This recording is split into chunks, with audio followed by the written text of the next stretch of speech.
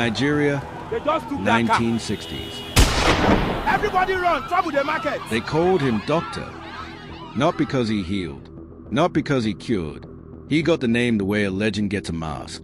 From swagger, from a kind of terrible confidence that made people listen. His real name, Ishola Oyenusi, would come to mean something else entirely, the sound of a city holding its breath. This is the story of how one man, born small, poor, and quick with a smile, turned into a terror that haunted Lagos, and how the city decided, finally, to stop smiling back.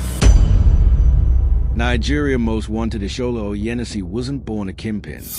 He was born into a class of people for whom the world offered few doors and many exits. Many accounts say his early life was a struggle, school unfinished, options few. The story he later told to justify his crimes was almost always the same: necessity, bravado, the desire to never be powerless again. By the late 1960s, Ishola had found a trade that paid fast and loud: armed robbery. Car snatches, daylight holdups, brazen raids on small shops. These were Oyenusi's business. He built a gang, the sort of crew that moved quick, hit hard, and vanished into Lagos's labyrinth of alleys. Drive faster! The police is behind us! He stole not because he loved theft, but because it bought him the most glaring thing he'd never had: attention. He began to brag. He began to chase different women of different shape and sizes, all to satisfy his thirst.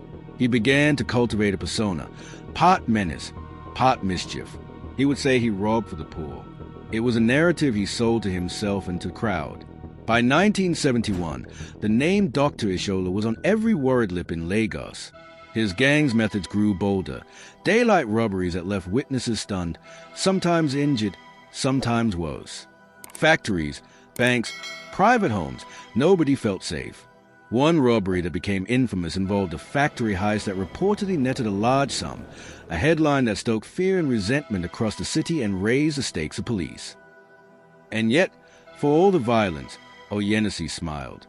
He took photographs of himself with trophies, stolen cars, weapons. He was a criminal who wanted to be seen, to be remembered. The city's fear fed the legend. The authorities were pushed into action. The crime wave couldn't be contained by rumor or prayer. The police, joined by military units, moved in force. This wasn't a single theft anymore. It was an assault on public life. The state could not afford to let fear become normal. After a series of arrests and clashes, Ishola and members of his gang were finally cornered.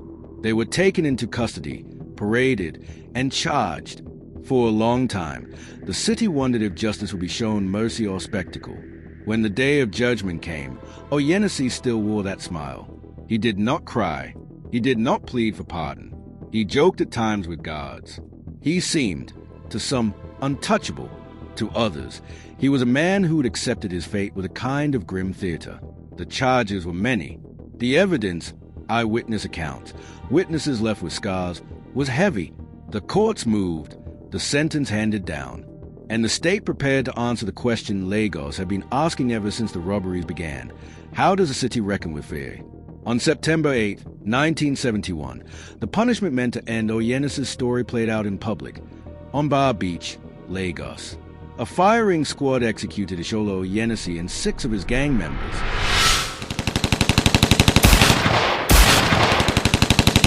The event drew tens of thousands.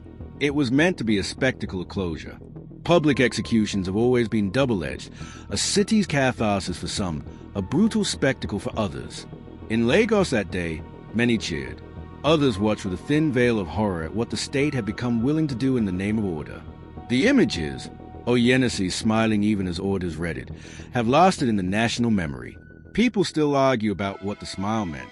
Was it bravado, numbness, a refusal to be swallowed by shame? For many, it was a final provocation, a reminder that criminals like him fed off fear, and that a spectacle could not erase the deeper conditions that birthed him. After his death, others rose, lesser-known names who continued the business of violence. The problem was structural, not just personal. Poverty, displacement, the unsettled post-war environment. These were the contexts in which figures like Oyenusi flourished. Execution ended a life. It did not end the conditions that made him. So what did Lagos learn? That fear demands an answer beyond the barrel of a gun. That justice without social repair can become just another show. The memory of Oyenusi forced conversations about policing, punishment, and the roots of crime. In academic studies, historians have pointed to the years after the Civil War as a volatile time, people abandoned by systems, angry, mobile. Men like Oyenusi tapped into that volatility. And the image of Oyenusi, the doctor, endures in alleyway law, in newspaper retrospectives, in the way parents still warn children about dangerous strangers. He became a warning story, a morality tale for a country in flux. We can watch the footage, read the headlines, study the dates. We can say the world got what it asked for. But there's a quieter truth. The finality of a bullet does not fix a broken city. It only closes one chapter in a book that keeps writing itself. So here's the question, the one that should keep us awake. When fear takes hold, what do we owe each other? Punishment? Reform? Reckoning? Or something harder, the slow work of fixing what makes monsters? This is Crime Walls, where we tell the stories the city tries to forget, because the past is not a warning if we refuse to learn. If you want more deep looks at the crimes that shape nations, subscribe, and tell us in the comments what justice really looks like.